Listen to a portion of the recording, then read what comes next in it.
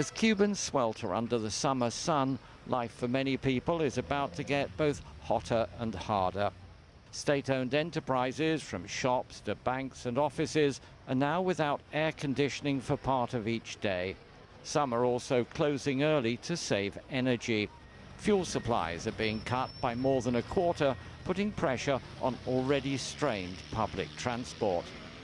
In a televised address to the National Assembly, Cuba's President Raul Castro warned of further hardships since the economic crisis in Venezuela has reduced oil supplies. No negamos que pueden presentarse afectaciones. There is no denying that this is going to affect us, including more than at present. But we are prepared and in a better condition to overcome it.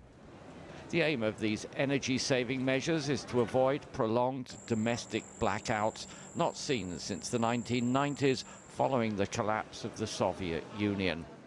It was oil-rich Venezuela's former leader, Hugo Chavez, who struck a deal with Cuba's Fidel Castro to supply all the oil he needed in return for Cuban doctors.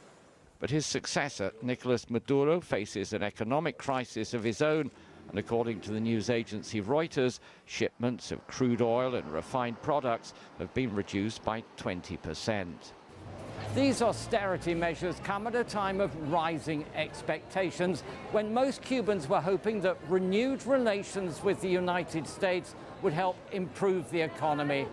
Now they face renewed hardships instead. A return to blackouts, that would be bad. Let's hope we can avoid it, but life is still going to be difficult. It's going to have a negative impact on us, but it's the right thing to do. We must cut expenses to improve conditions in the country. Cuba is also facing a slowdown in its economy, which grew by just 1% in the first half of this year. The government has announced that reduced liquidity will mean postponing investment projects and cutting imports, which could mean even less to buy in the shops. Michael Voss, CCTV, Havana.